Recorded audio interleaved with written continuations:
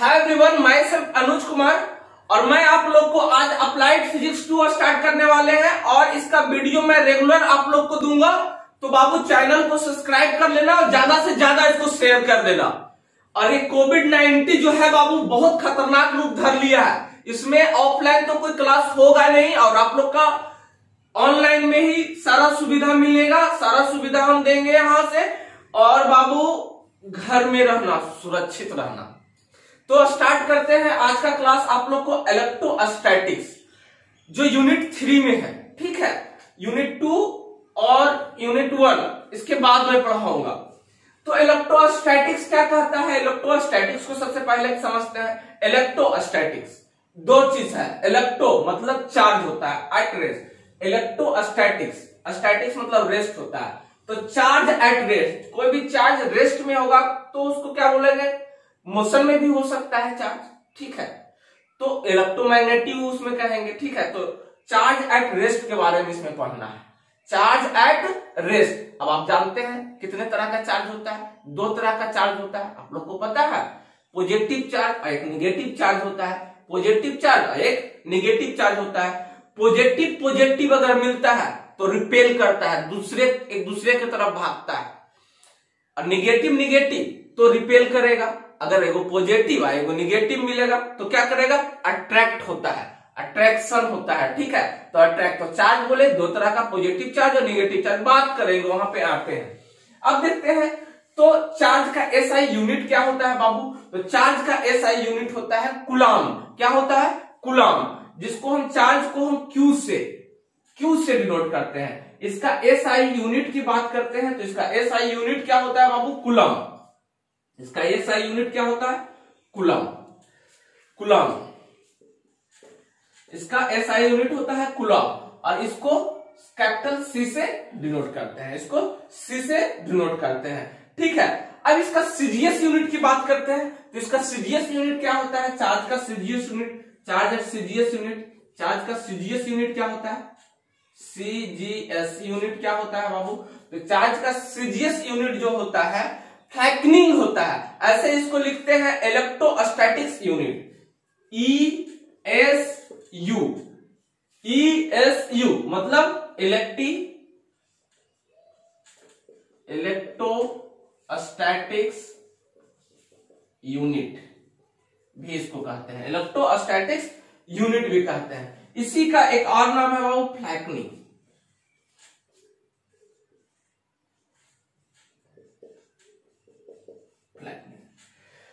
अब बोले बाबू इसका फुल फॉर्म भी पूछता है आप लोग से बाबू, ठीक है ना। चलिए अब आपको आगे बताते हैं। चार्ज कितने तरह का होता है? 2 तरह का चार्ज होता है। पहला चार्ज होता है पॉजिटिव चार्ज और दूसरा चार्ज होता है निगेटिव चार्ज। एक पॉजिटिव एक निगेटिव। तो क्या होगा? अट्रैक्शन होगा, एक दूसरे की तरफ जुड़ेगा। तो 2 तरह का चार्ज होता है, पहला पॉजिटिव चार्ज और दूसरा निगेटिव चार्ज। तो पॉजिटिव और पॉजिटिव चार्ज मिलेगा तो क्या होगा? रिपेल करेगा।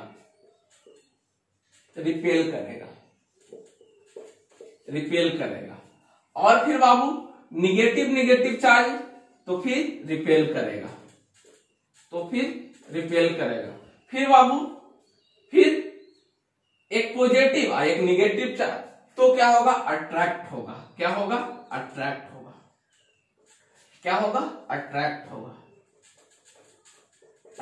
होता है तो अट्रैक्शन होता है। तो अब इसके बारे में, चार्ज के बारे में सबसे पहले हम कूलम्स लॉ के बारे में पढ़ेंगे। चार्ज पढ़ने से पहले कूलम्स लॉ पढ़ेंगे। इसको जल्दी से बढ़िया से उतारिए, मैं साइड हो जाता हूं।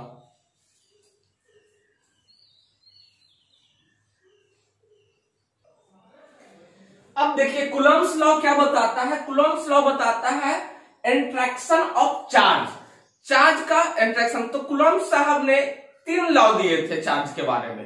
कूलम्स लॉ 3 लॉ दिए। क्या क्या दिए? पहला तो बोला इंट्रैक्शन ऑफ चार्ज होता है तो 2 चार्ज हम ले लेते हैं अलग अलग, दूर 2 चार्ज ले लेते हैं और इसके बीच के कुछ दूरी रख लेते हैं, ठीक है। एक यहाँ कुछ दूर पे एक ले लेते हैं।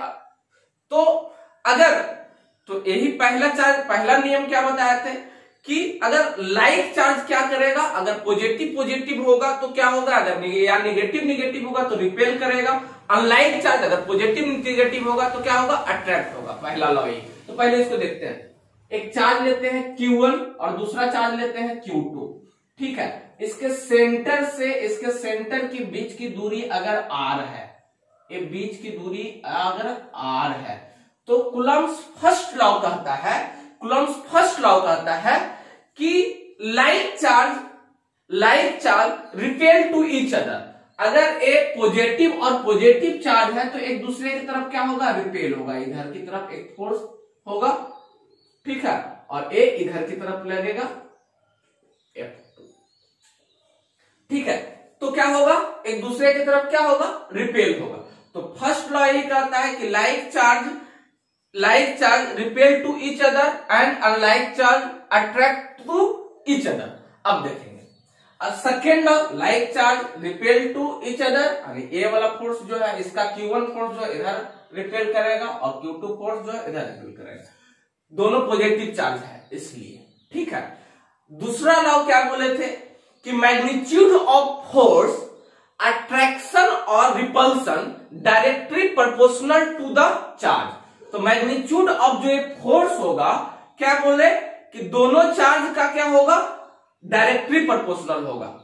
अगर किसी भी तरह का चार्ज हो, अट्रैक्शन या रिपल्सन का चार्ज हो, अगर पॉजिटिव चार्ज है, पॉजिटिव चार्ज है, तो सेकेंड लॉ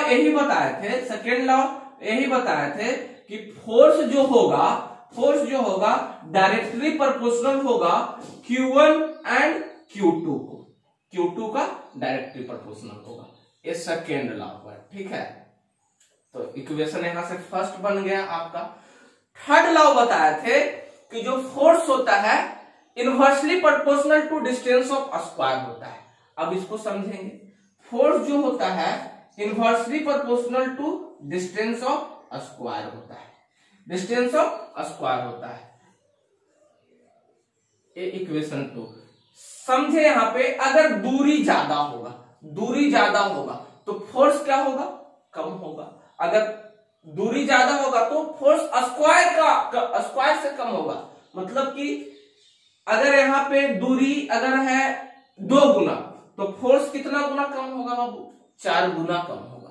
अगर है 4 गुना तो 16 गुना कम होगा। इस हिसाब से दूरी फोर्स कम लगेगा, ठीक है। तो ये दोनों इक्वेशन को अगर मिलाते हैं, छोटा छोटा हम लिखते हैं दोनों इक्वेशन, फिर हम इसको लिखाएंगे भी। दोनों इक्वेशन को मिलाएंगे तो क्या होगा, पहला बोले एफ जो होगा डायरेक्टली प्रोपोर्शनल होगा दोनों चार्ज का, Q1 और Q2 का। फिर क्या बोले, इक्वेशन फर्स्ट निकला। फिर बोले inversely proportional distance of square का होगा, इसको इनवर्स लॉ भी बोलते हैं, ठीक है। ए इक्वेशन सेकेंड होगा। अब दोनों को equation first and second combined अगर करेंगे तो क्या होगा, F inversely proportional Q1 Q2 बटे R स्क्वायर। अब देखेंगे प्रोपोर्शनलिटी को हटाएंगे तो कुछ कांस्टेंट आएगा, तब क्या आएगा, एफ कुछ प्रोपोर्शनलिटी को हटाएंगे तो कांस्टेंट K एक ले लेते हैं, जो प्रोपोर्शनल कांस्टेंट होगा जो होगा Q1 और Q2 बटा R स्क्वायर। अब देखेंगे, अब इसका SI यूनिट अगर बात करते हैं, इसका SI यूनिट की बात करते हैं तो क्या निकल के आ जाएगा, Q1 Q2 बटे R स्क्वायर। चार्ज का तो कूलम होता है। फिर इस प्रोपोर्शनलिटी को निकालेंगे, इस प्रोपोर्शनलिटी को अगर निकालेंगे तो क्या होगा, FR स्क्वायर बटे Q1 Q2। ये पूछता है बाबू, ये पूछता है। तो इसका अगर ऐसा यूनिट की बात करेंगे तो न्यूटन मीटर स्क्वायर। अब यहाँ कूलम और कूलम तो कूलम स्क्वायर हो जाएगा, अब इस K का वैल्यू होता है 4 पाई एप्सिलॉन नॉट, और इस K का वैल्यू होता है 9 गुने, K का जो वैल्यू होता है 9 × 10⁹। बहुत अच्छी बात। A होता है न्यूटन मीटर कूलम स्क्वायर, ठीक है। इसका वैल्यू याद रखिएगा, ये भी पूछता है। और K का मान होता है 1/4 पाई एप्सिलॉन नॉट, ये भी याद रखिएगा, ठीक है। अब आगे मैं इस पे चर्चा करता हूं, इसको रफ में आप लोग उतारिए और मैं इसके बारे में सारा लॉ को लिखाता हूं। रफ में इसको उतारिए।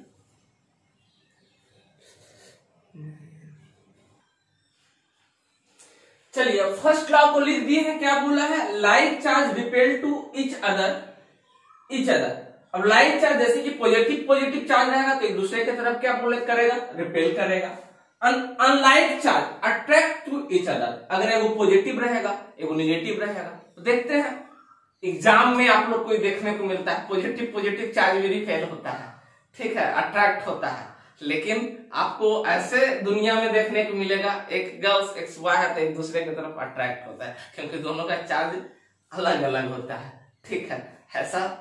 तो बाबू अब यहां देखेंगे तो क्या बोले कि पॉजिटिव चार्ज होता है कि एक दूसरे की तरफ, पॉजिटिव चार्ज एक दूसरे की तरफ क्या होगा रिपेल करेगा, और नेगेटिव चार्ज एक दूसरे की तरफ अट्रैक्ट करेगा। ये पहला लॉ बोलता है। सेकेंड लॉ बोलता है the magnitude of force of attraction और repulsion is directly proportional to the product of charge. दोनों चार्ज का क्या होगा, प्रोडक्ट क्या होगा, डायरेक्टली प्रोपोर्शनल होगा। दैट इज क्या होगा, F डायरेक्टली प्रोपोर्शनल Q1 और Q2 होगा। इक्वेशन सेकेंड बन गया। इसके पहले साथ चार्ज का डायरेक्टली प्रोपोर्शनल नहीं, प्रोडक्ट ऑफ चार्ज का डायरेक्टली प्रोपोर्शनल होगा, ठीक है। अब तीसरा लॉ क्या बोलता है, इसको पहले लिखिए। तो तीसरा लॉ क्या बोलता है, तीसरा लॉ बोलता है the magnitude of force attraction और repulsion inversely proportional to the distance of a square, ठीक है। चलिए इसको लिखिए आप लोग।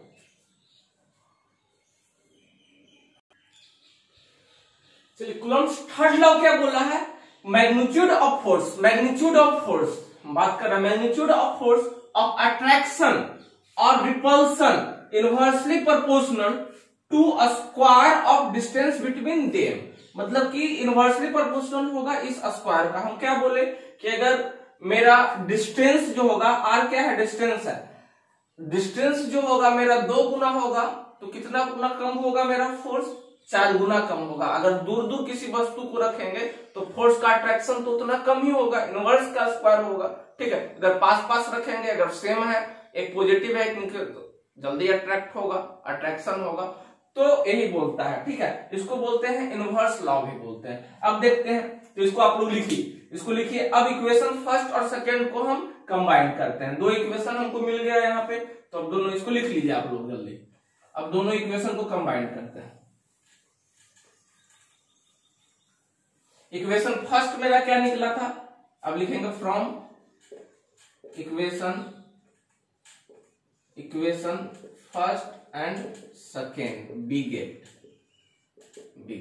इक्वेशन फर्स्ट मेरा क्या था, जो फोर्स था डायरेक्टली प्रोपोर्शनल था प्रोडक्ट ऑफ चार्ज का, यानी Q1 Q2 का, Q1 और Q2 का प्रोडक्ट ऑफ चार्ज था। ये इक्वेशन कैपिटल लिख दिए थे, क्या कोई दिक्कत नहीं, तो यहां भी कैपिटल है आप लिख दीजिए, ठीक है। फिर सेकेंड इक्वेशन क्या था, जो फोर्स है, फोर्स जो है inversely proportional to distance of a square का था। अब दोनों को कंबाइन करेंगे तो F क्या होगा, प्रोपोर्शनलिटी के साथ आएगा Q1 Q2 बटा R स्क्वायर। ये आपका इक्वेशन थर्ड बन गया, ठीक है। पर कांस्टेंट को, प्रोपोर्शनलिटी को हटाएंगे तो किसी कांस्टेंट के साथ आएगा, तो F जो होगा कांस्टेंट K आएगा और A होगा Q1 Q2 बटा R स्क्वायर, ठीक है। यही कूलम्ब्स लॉ आपको बताता है, यही कूलम्ब्स लॉ आपको बताता है। और इस K का वैल्यू होगा, और इस K का वैल्यू क्या हो जाएगा, देखेंगे K का वैल्यू क्या हो जाएगा जी, K का वैल्यू क्या हो जाएगा, और K का वैल्यू ये होता है 9 गुने 10 के पावर 9, क्या हो जाएगा जी, न्यूटन मीटर प्रति कूलम स्क्वायर। देखेंगे इसका भी कूलम, इसका भी कूलम। और इस K को अगर ऐसा यूनिट देखेंगे, K को अगर निकालेंगे, K को निकालेंगे तो इसका K का वैल्यू भी आपका होता है, बताए थे 1/4 पाई एप्सिलॉन नॉट, ठीक है। K का वैल्यू होता है 1/4 पाई एप्सिलॉन नॉट होता है, ठीक है। यहाँ से K का आप डायमेंशन यूनिट भी निकाल सकते हैं आराम से। इधर जाएगा तो F मीटर स्क्वायर, इधर नीचे आ जाएगा तो ये K का होगा, इसका वैल्यू इतना होता है। चलिए अब आप लोग इसमें आ जाइए, इसमें आ जाइए, इसको लिख लेते हैं, वेयर यहां लिख देते हैं, यहाँ वेयर क्या होगा जी, एसआई यूनिट, एसआई सिस्टम में अगर चलते हैं, एसआई सिस्टम चलते हैं, इन एसआई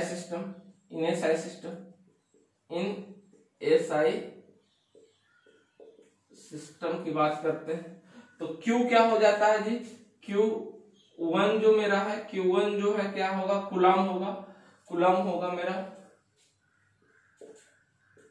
कूलम होगा। Q2 भी क्या होगा जी, कूलम होगा। कूलम को C से लिखते हैं, कूलम होगा, कूलम होगा। फिर यहाँ देखेंगे F क्या होगा जी, F क्या चीज में होगा, न्यूटन में होगा। F क्या चीज में होगा, न्यूटन में होगा, जिसको N से लिखते हैं, ठीक है, कैपिटल N से लिखते हैं। R क्या है डी, मीटर में होगा। R क्या चीज में, R क्या चीज में होगा, मीटर में होगा। R क्या में होगा, मीटर में होगा, ठीक है। R क्या में होगा, मीटर में होगा। अब इसका SI यूनिट आप निकाल सकते हैं, इसका SI यूनिट निकाल, इसको लिखिए पहले, बहुत इत्मीनान से लिखिए इसको।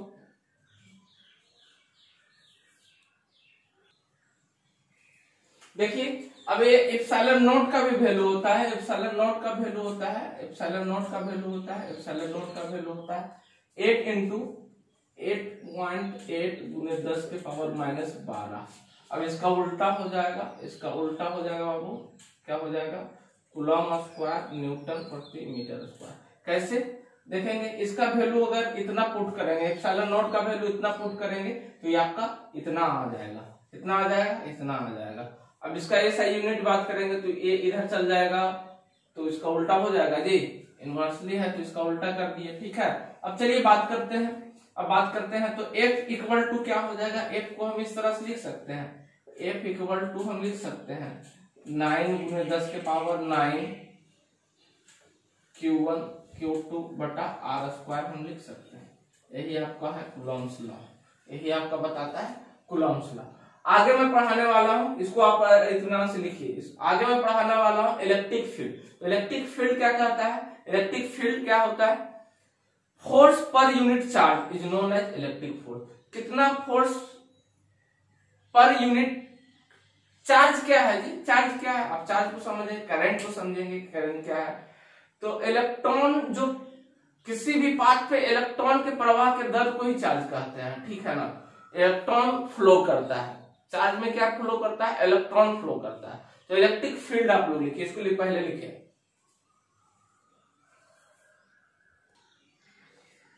चलिए इलेक्ट्रिक फील्ड क्या है, इलेक्ट्रिक फील्ड कहता है force per unit charge, force per unit charge is known as electric force. तो इलेक्ट्रिक फील्ड को हम कैपिटल ई से डिनोट करते हैं। तो ई इक्वल टू क्या हो जाएगा बाबू, E equal to force per unit charge, यानी पर यूनिट चार्ज, चार्ज को क्यू से। अब देखेंगे बाबू, अब देखेंगे, अब इसका SI यूनिट की बात करते हैं। तो SI यूनिट क्या होगा, फोर्स का SI यूनिट होता है न्यूटन और चार्ज का SI यूनिट होता है कूलम। तो इसका SI न्यूटन प्रति कूलम हो जाएगा, न्यूटन प्रति कूलम, या फिर ऐसे भी लिख सकते हैं न्यूटन कूलम इनवर्स, ऐसे करके भी लिख सकते हैं, ठीक है। अब चलिए अब इसका डायमेंशन की अगर बात करते हैं बाबू, इसका डायमेंशन की बात करते हैं इसका। अब देखेंगे Q इक्वल टू क्या होता है, अब यहाँ Q इक्वल टू होता है बाबू, Q इक्वल टू होता है IT, मतलब चार्ज प्रोडक्ट होता है charge into current into time का, ठीक है। तो चार्ज इसका होता है अगर एम्पियर और इसका होता है सेकेंड, तो इसको ऐसे करके भी लिख सकते हैं, एम्पियर सेकेंड भी लिख सकते हैं, एम्पियर सेकेंड भी लिख सकते हैं बाबू, एम्पियर सेकेंड भी आप लिख सकते हैं। चलिए अब इसका SI डायमेंशन की बात करते हैं, इसका तो इसको और भी लिख सकते हैं इस तरह से, एम्पियर सेकेंड भी कर सकते हैं, ठीक है। चलिए अब इसका डायमेंशन की बात करते हैं। इसका डायमेंशन क्या होगा, फोर्स का होता है m(L)(T⁻²), ठीक है। चार्ज बराबर होता है Q इक्वल टू होता है IT, तो करंट का क्या होता है एम्पियर और टाइम का क्या होता है, टाइम का FT। कूलम होता है ना, तो कूलम C से CT हो जाएगा बाबू, CT हो जाएगा। अब यहां से हम इसको कर सकते हैं, करिए mL(T⁻³ हो जाएगा और C-1 हो जाएगा। ये आपका हो गया डायमेंशन भी हो गया, ठीक है, ये आपका डायमेंशन भी होगा। अगला लेक्चर में इस पे कुछ प्रॉब्लम बताने वाले हैं और आपको इलेक्ट्रिक लाइन फील्ड बताने वाले, तो आगे पूरा इलेक्ट्रोमैग्नेटिक, आज यहीं तक हम क्लास को ऑफ करते हैं और बाबू आप लोग सब लोग इंजीनियर हो, जितने भी एडमिशन हुआ है न्यू, सबका स्वागत है। सब लोग घर में रह करके, आपको फर्स्ट बार ही घर से पढ़ना पड़ रहा है बाबू, घर में ही रहो और पढ़ाई करो। मैं आपको रेगुलर वीडियो दूंगा और इसको बाबू शेयर कर देना, एकदम फैला दो। मैं आपको रेगुलर फिजिक्स पढ़ाऊंगा, अप्लाइड फिजिक्स रेगुलर पढ़ाऊंगा। इसको जहां एकदम पूरा शेयर करो, हर एक कॉलेज में शेयर करो इसको, ठीक है। तभी आप लोग का क्लास होगा और ज्यादा लोग का जुड़ जाएंगे तो मैं आप लोग को लाइव क्लास लूंगा। और घर में भी अगर जितना भी क्वालिफाई हो गए हैं बिहार पॉलिटेक्निक में, सबका स्वागत है, ठीक है। और सबका आप घर में आई एम एन इंजीनियर समझ के एटीट्यूड आपको होना चाहिए। घर में रह के अपना इंजीनियर की तरह रुतबा रखना चाहिए, ठीक है, रखना। और कभी बोर मत होना बाबू, हर एक ख्वाब में अपने आप को जूनियर इंजीनियर, अपने आप को इंजीनियर समझना और सपना हमेशा देखना। और सपना तभी पूरा होता है बाबू जब आप पढ़ना स्टार्ट करोगे। जब आप पढ़ना स्टार्ट करोगे, उसके लिए मेहनत करोगे, जब रात को जागोगे तभी आपका, जब सपना अधूरा रहेगा तभी आपका सपना भी पूरा होता है। इसी पे एक शायरी भी बोल देते हैं, ना जमी पैदा कर, ना जमी पैदा कर, ना आसमां पैदा कर, ना जमी पैदा कर, ना आसमां पैदा कर। मांगने से कुछ नहीं मिलता है मेरे दोस्त, अगर जिंदगी में कुछ करना है तो एक अपने लिए एक इतिहास पैदा कर। और एक शायरी बोल देता हूं आप लोग के लिए ही सपना पे। सपना वो नहीं होते हैं जो नींदों में आती है, सपना वो नहीं होते हैं जो नींदों में आती है, सपना तो वो होती है मेरे दोस्त जिसके लिए नींद नहीं आती है। तो मतलब इतना मेहनत करो यार अपने ख्वाब को। यहाँ आप सिलेक्ट हुए हो, 18 लाख में से आपका सिलेक्शन यहाँ हुआ है, तो अपने आप को एक एटीट्यूड मेंटेन करके रहना और बढ़िया से पढ़ाई, तभी मन लगेगा। जब अपने आप को जिस लेवल का तैयारी कर रहे हो उस लेवल पे जा करके आप सोचोगे, तभी आपको पढ़ने में मन लगेगा। और आपका जो एक ख्वाब है आगे बढ़ने का तभी पूरा होगा जब आपका नींद पूरा नहीं होगा, ठीक है। मतलब कि बहुत पढ़ना पड़ेगा इसमें, और पढ़ाई से कभी पीछे मत हटना। और अभी ऑनलाइन में भी आप लोग को मैं सुविधा रेगुलर क्लास लूंगा, तो इसको शेयर कर दो। Thank you.